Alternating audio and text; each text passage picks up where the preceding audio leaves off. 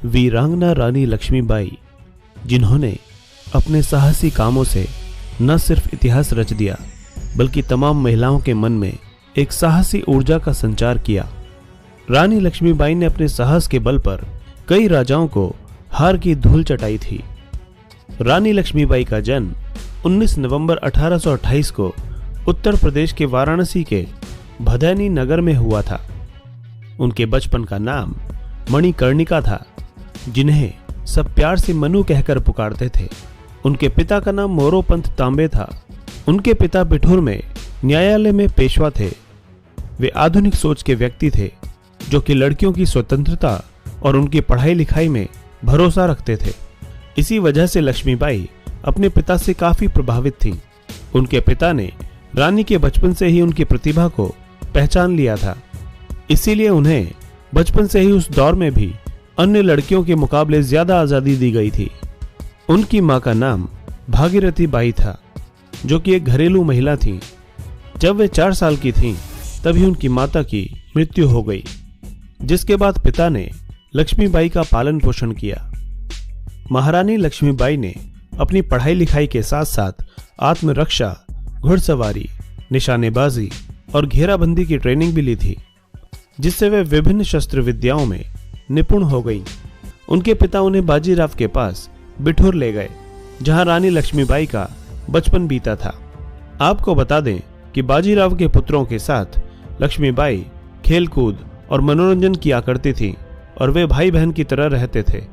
वे तीनों साथ साथ खेलते थे और साथ में पढ़ाई भी करते थे।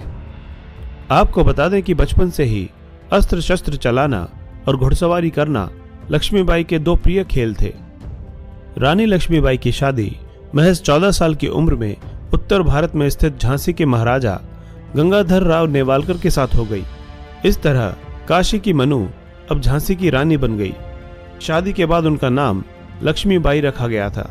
उनका वैवाहिक जीवन सुख से बीत रहा था। इस दौरान 1851 में उन दोनों को पुत्र की प्राप्ति हुई, जिसका नाम दामोदर राव रखा गया। लेकिन दुर्भाग्यवश वो सिर्फ 4 महीने ही जीवित रह सका, जिससे उनके परिवार में संकट के बादल छा गए। वहीं पुत्र के वियोग में महाराज गंगाधर राव नेवालकर बीमार रहने लगे। इसके बाद महारानी लक्ष्मीबाई और महाराज गंगाधर ने अपने रिश्तेदार के पुत्र को गोद लेने का फैसला किया। आपको बता दें कि इस गोद लिए गए बालक का नाम पहले आनंद राव था, जिसे बाद में बदलकर दामोदर राव रखा गया। लगातार बीमार रहने के चलते एक दिन महाराज गंगाधर की तबीयत ज्यादा खराब हो गई और 21 नवंबर 1853 को उनकी मृत्यु हो गई। उस समय रानी लक्ष्मीबाई महज 18 वर्ष की थीं। पुत्र के वियोग के बाद राजा की मौत की खबर से रानी काफी आहत हुई, लेकिन इतनी कठिन परिस्थिति में भी रानी ने धैर्य नहीं खोया। वहीं उनके गोद लिए हुए पुत्र दामोदर की आयु कम होने की वजह से उन्होंने राज्य का खुद उत्तराधिकारी बनने का फैसला किया। उस समय लॉर्ड डलहौजी गवर्नर था। महारानी लक्ष्मीबाई धैर्यवान और साहसी महिला थीं, इसीलिए वे हर काम को बड़ी सूझबूझ और समझदारी से करती थीं। यही वजह थी कि वे राज्य का उत्तराधिकारी बनी रही। दरअसल जिस समय रानी को उत्तराधिकारी बनाया गया था, उस समय ये नियम था कि अगर राजा का खुद का पुत्र हो तो उसे ही उत्तराधिकारी बनाया जाएगा। अगर पुत्र नहीं है तो उसका राज्य ईस्ट इंडिया कंपनी में मिला लिया जाएगा। इस नियम के चलते रानी को उत्तराधिकारी बनने के लिए काफी संघर्ष करना पड़ा। वहीं ब्रिटिश शासकों ने राजा गंगाधर राव की मौत का फायदा उठाने की तमाम कोशिशें की और वे झांसी को भी ब्रिटिश साम्राज्य में मिलाना चाहते थे। ब्रिटिश सरकार ने झांसी राज्य को हथियाने की हर कोशिश की, यहाँ तक कि ब्रिटिश शासकों ने महारानी लक्ष्मीबाई के दत्तक पुत्र दामोदर राव के खिलाफ मुकदमा दायर कर दिया। यहाँ तक कि निर्दयी शासकों ने रानी के राज्य का खजाना भी जब्त कर लिया। इसके साथ ही राजा नेवालकर ने जो कर्ज लिया था, उसकी रकम रानी लक्ष्मीबाई के सालाना आय से काटने का फैसला सुनाया गया, जिसकी वजह से रानी लक्ष्मीबाई को झांसी का किला छोड़कर झांसी के रानी महल में जाना पड़ा। इस संकट की घड़ी में भी रानी लक्ष्मीबाई घबराई नहीं और वे अपने झांसी राज्य को ब्रिटिश शासकों के हाथ सौंपने नहीं देने के फैसले पर डटी रहीं। महारानी लक्ष्मीबाई ने झांसी को हर हाल में बचाने की ठान ली और अपने राज्य को बचाने के लिए सेना संगठन शुरू कर दिया। झांसी को पाने की चाह रखने वाले ब्रिटिश शासकों ने 7 मार्च 1854 को एक सरकारी गजट जारी किया, जिसमें झांसी को ब्रिटिश साम्राज्य में मिलाने का आदेश दे दिया गया। इसके बाद झांसी की रानी लक्ष्मीबाई ने ब्रिटिश शासकों के इस आदेश का उल्लंघन करते हुए कहा, मैं अपनी झांसी नहीं दूंगी, जिसके बाद ब्रिटिश शासकों के खिलाफ विद्रोह तेज हो गया। इसके बाद झांसी को बचाने में जुटी महारानी लक्ष्मीबाई ने कुछ अन्य राज्यों की मदद से एक सेना तैयार की, जिसमें बड़े पैमाने पर लोगों ने अपनी भागीदारी निभाई। वहीं इस सेना में महिलाएं भी शामिल थीं, जिन्हें युद्ध लड़ने के लिए ट्रेनिंग दी गई थी। इसके अलावा महारानी लक्ष्मीबाई की सेना में अस्त्र शस्त्रों के विद्वान गुलाम खान, दोस्त खान, खुदा बख्श, सुंदर मुंदर, काशीबाई, मोतीबाई, लाला भाऊ बख्शी, दीवान रघुनाथ सिंह, दीवान जवाहर सिंह समेत 1400 सैनिक शामिल थे। 1857 के विद्रोह के दौरान पूरे देश में आक्रोश फैल गया था, जिसके बाद ब्रिटिश सरकार को इस विद्रोह को ना चाहते हुए भी दबाना पड़ा और झांसी को महारानी लक्ष्मीबाई को सौंपना पड़ा। इसके बाद 1857 में ही उनके पड़ोसी राज्य ओरछा और दतिया के राजाओं ने झांसी पर हमला किया, लेकिन महारानी लक्ष्मीबाई ने अपनी बहादुरी का परिचय दिया और जीत हासिल कर ली। मार्च 1858 में एक बार फिर झांसी राज्य में कब्जा करने की जिद में अंग्रेजों ने सर ह्यू रोज के नेतृत्व में झांसी पर हमला कर दिया, लेकिन इस बार झांसी को बचाने के लिए तात्या टोपे के नेतृत्व में करीब 20,000 सैनिकों के साथ लड़ाई लड़ी। ये लड़ाई करीब 2 हफ्ते तक चली। इस लड़ाई में अंग्रेजों ने झांसी के किले की दीवारें तोड़कर यहां कब्जा कर लिया। इसके साथ ही अंग्रेज सैनिकों ने झांसी में लूटपाट शुरू कर दी। इस संघर्ष के समय भी रानी लक्ष्मीबाई ने साहस से काम लिया और किसी तरह अपने पुत्र दामोदर राव को बचाया। 22 मई 1858 को अंग्रेजी शासक सर ह्यू रोज ने कालपी पर हमला कर दिया। तभी रानी ने अपने साहस का परिचय देते हुए अंग्रेजों को हार की धूल चटाई, जिसके बाद अंग्रेज शासकों को पीछे हटना पड़ा। 17 जून 1858 में रानी लक्ष्मीबाई ने किंग्स रॉयल आयरिश के खिलाफ लड़ाई लड़ी और ग्वालियर के पूर्व क्षेत्र का मोर्चा संभाला। इस युद्ध में रानी के साथ उनकी सेविकाओं ने भी उनका साथ दिया, लेकिन इस युद्ध में रानी का घोड़ा नया था, क्योंकि रानी का घोड़ा राजरतन पिछले युद्ध में मारा गया था। इस युद्ध में रानी को भी अंदेशा हो गया था कि ये उनके जीवन की आखिरी लड़ाई हो सकती है। वे इस स्थिति को समझ गई थीं और वीरता के साथ युद्ध करती रहीं, लेकिन इस युद्ध में रानी बुरी तरह घायल हो चुकी थीं और वे घोड़े से गिर गईं। रानी पुरुष की पोशाक पहने हुए थीं, इसीलिए अंग्रेज उन्हें पहचान नहीं पाए और रानी को घायल अवस्था में युद्ध भूमि में छोड़ गए। इसके बाद रानी के सैनिक उन्हें पास के गंगादास मठ में ले गए और उन्हें गंगा जल दिया, जिसके बाद महारानी लक्ष्मीबाई ने अपनी अंतिम इच्छा बताते हुए कहा कि कोई भी अंग्रेज उनके शरीर को हाथ न लगाए। इस तरह 17 जून 1858 को कोटा के सराय के पास रानी लक्ष्मीबाई ग्वालियर के फूलबाग क्षेत्र में वीर गति को प्राप्त हुई। साहसी वीरांगना रानी लक्ष्मीबाई ने हमेशा बहादुरी और हिम्मत से अपने शत्रुओं को पराजित कर वीरता का परिचय दिया और देश को स्वतंत्रता दिलाने में उन्होंने अपनी जान तक न्यौछावर कर दी। वहीं युद्ध लड़ने के लिए रानी लक्ष्मीबाई के पास ना तो बड़ी सेना थी और ना ही कोई बहुत बड़ा राज्य था, लेकिन फिर भी रानी लक्ष्मीबाई ने आज़ादी की लड़ाई में जो साहस का परिचय दिया था वो वाकई काबिल तारीफ था।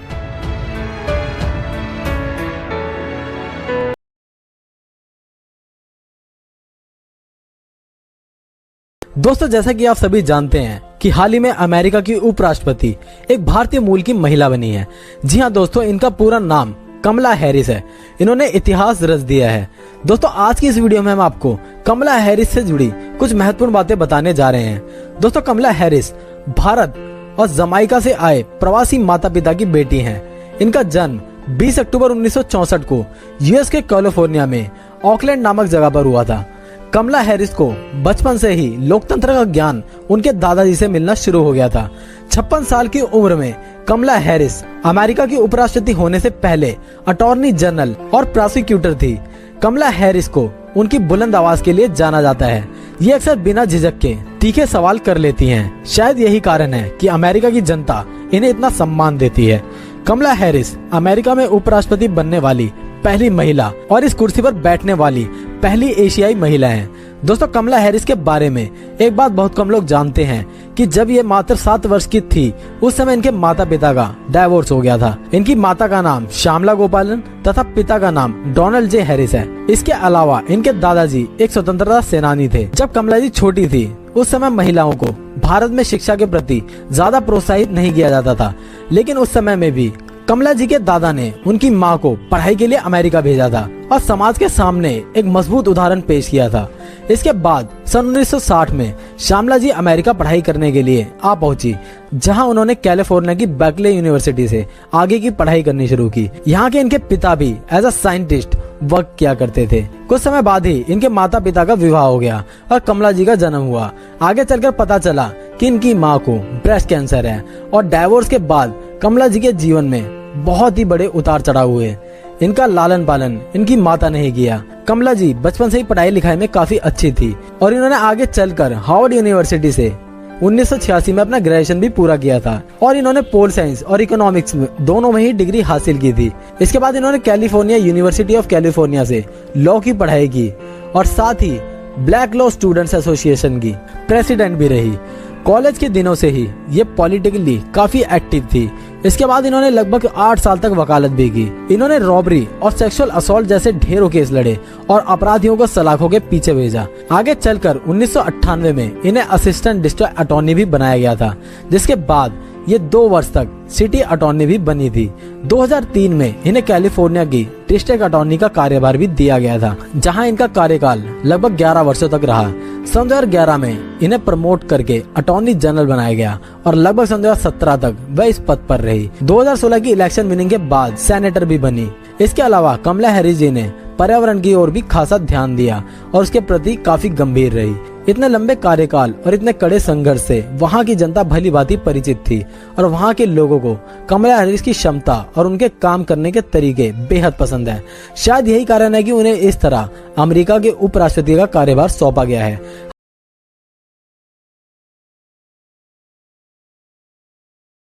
हिमा दास 19 साल की उम्र, महीने भर में 5 गोल्ड मेडल अपने नाम कर चुकी हैं।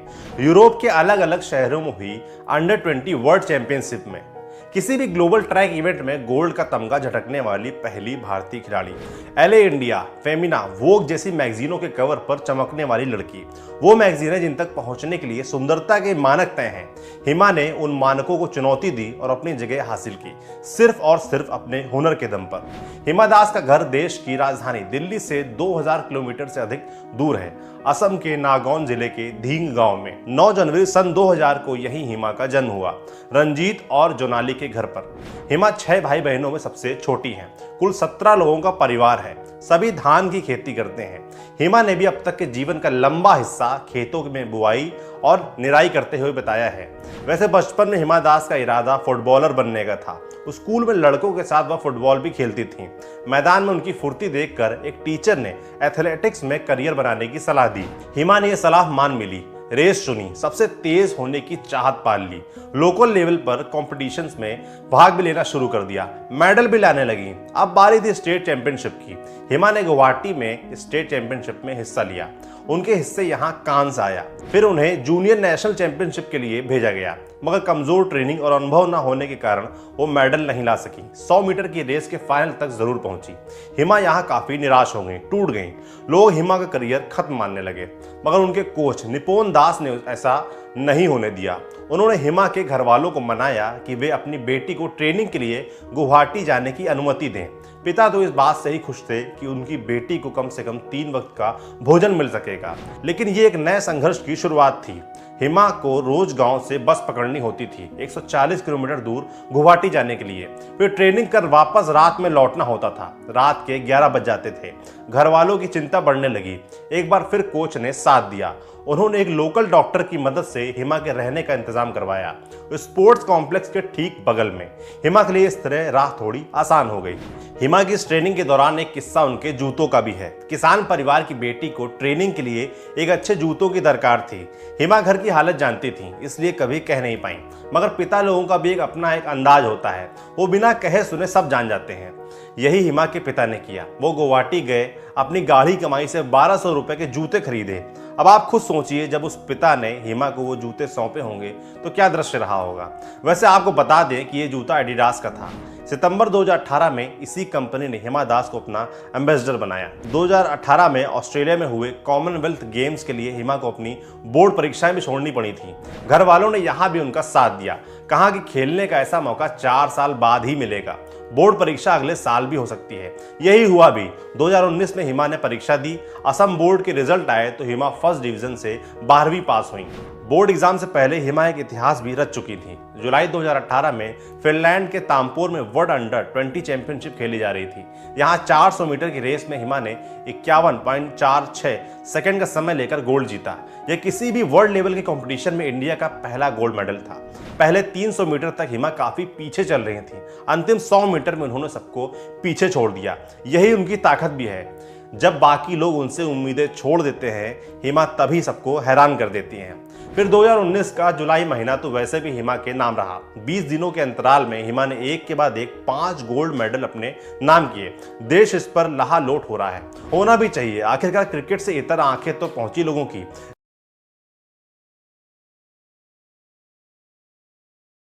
दुनिया की सबसे फेमस राइटर्स में से एक हैरी पॉटर नॉवेल की लेखिका जेके रॉलिंग की, जिनके लिखे हुए 7 हैरी पॉटर बुक्स पर कुल 8 मूवीज बनाई जा चुकी हैं।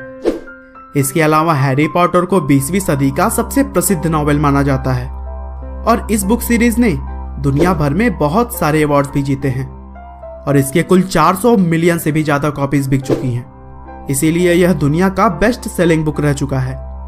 हालांकि अब यह दूसरे नंबर पर है और फिलहाल डैन ब्राउन द्वारा लिखी गई किताब द विंची कोड पहले नंबर पर है। लेकिन इस वीडियो में हम हैरी पॉटर की लेखिका जेके रॉलिंग के बारे में बात करेंगे, जिन्होंने बहुत ही कठिनाइयों में इन बुक्स को लिखा और एक बार बुक कंप्लीट हो जाने के बाद भी इसे कोई भी पब्लिशर पब्लिश करने को तैयार नहीं था। लेकिन आगे चलकर इसी बुक की सीरीज कैसे दुनिया की सबसे बेस्ट नॉवल सीरीज बन गई, चलिए हम जानते हैं। दोस्तों, कहानी की शुरुआत होती है 31 जुलाई 1965 से, जब याते इंग्लैंड में जेके रॉलिंग का जन्म हुआ।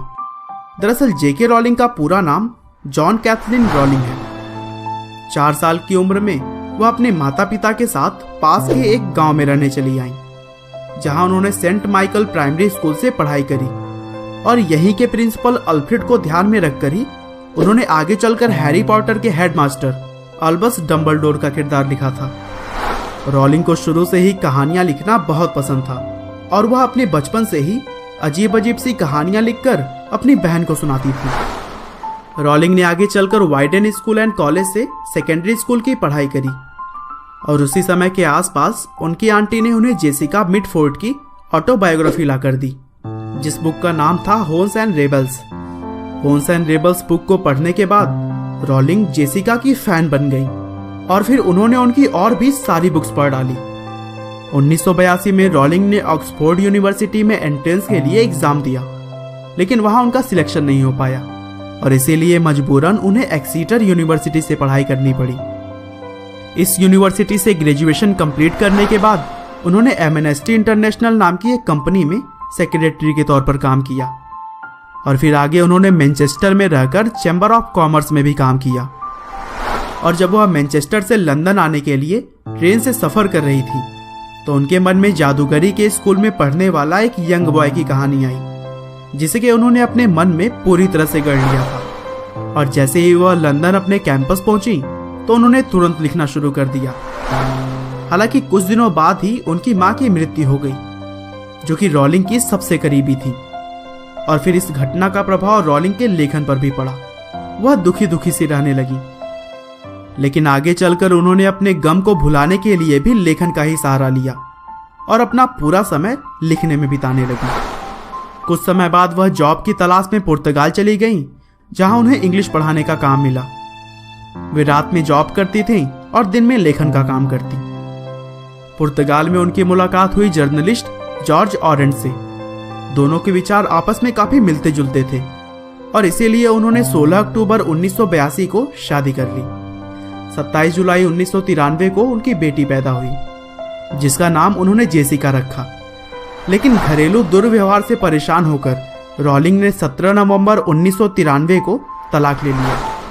इसके बाद रॉलिंग अपनी बच्ची के साथ अपने बहन के वहां स्कॉटलैंड रहने चली गई। इस समय तक वह हैरी पॉटर की 3 चैप्टर्स लिख चुकी थी। ये टाइम रॉलिंग के लिए काफी दुख भरा था। उनकी शादी असफल हो चुकी थी, एक बच्चे की जिम्मेदारी भी उन्हीं के ऊपर थी और उनके पास कोई काम भी नहीं था, इसीलिए वह डिप्रेशन में रहने लगी। उन्होंने अपना खर्च उठाने के लिए वेलफेयर बेनिफिट्स का फॉर्म भरा, जिसके तहत ब्रिटिश सरकार गरीब और सिंगल पेरेंट्स के जीवन यापन के लिए पैसे देती थी। हालांकि इन सभी परेशानियों को झेलते हुए भी उन्होंने अपने लेखन का काम कभी भी बंद नहीं किया और आखिरकार उनकी पहली book Harry Potter and the philosopher stone पूरी हुई, जिसे कि 1995 में उन्होंने एक पुराने टाइपराइटर की मदद से टाइप किया और उसे पब्लिश करवाने के लिए पब्लिशर्स के पास ले गई। लेकिन वहां भी उन्हें दर दर ठोकरें खानी पड़ी और 12 पब्लिशिंग हाउसेज ने उनके बुक को छापने के लिए मना कर दिया। रॉलिंग के सपनों पर अब पानी फिरता नजर आ रहा था। लेकिन 1 साल बाद लंदन के एक पब्लिशिंग हाउस ब्लूम्सबरी आखिरकार इस किताब को पब्लिश करने के लिए तैयार हो गया। लेकिन वहां के एडिटर बैरी कनिंघम को लगता था कि वह बुक सफल नहीं हो पाएगी, इसीलिए उन्होंने रॉलिंग को जॉब करने की सलाह दी। लेकिन 26 जून 1997 को किताब पब्लिश करने के बाद तो मानो सब कुछ उल्टा हो गया। इस बुक को लोगों ने बहुत पसंद किया और फिर 5 महीने बाद ही इस बुक को नेस्ले स्मार्टीज बुक अवार्ड और ब्रिटिश बुक अवार्ड का children book of the year award दिया गया। इस बुक का sequel Harry Potter the chamber of secrets 2 जुलाई 1998 को पब्लिश हुआ और फिर 8 जुलाई 1999 में तीसरा novel Harry Potter and prisoner of Azkaban release हुआ और फिर 8 जुलाई 2000 को लॉन्च किया गया चौथा novel Harry Potter and the goblet of fire ने सभी रिकॉर्ड्स तोड़ दिए और इस किताब की 3,72,755 कॉपियां यूके में पहले दिन ही बिक गई। 2001 में रॉलिंग ने नील मूरे नाम के एक डॉक्टर से दूसरी शादी की और फिर 24 मार्च 2003 को उनका बेटा डेविड गॉर्डन पैदा हुआ। 21 जून 2003 को हैरी पॉटर की 5वीं नॉवेल पब्लिश की गई और फिर 2004 में रॉलिंग किताबें लिखकर अरबपति बनने वाली पहली लेखक बनी। 16 जुलाई 2005 को 6वीं और 21 जुलाई 2007 को 7वीं और अंतिम किताब आई, जिसने सभी रिकॉर्ड्स को तोड़ते हुए best selling book of the all time बन गई। यूके और यूएस में रिलीज होने के पहले दिन में ही इनकी 11 मिलियन कॉपियां बिक गई और इन बुक्स पर एक के बाद एक फिल्म बनती भी चली गई, जिसके रिलीज डेट और नाम आप अपने स्क्रीन पर देख सकते हैं।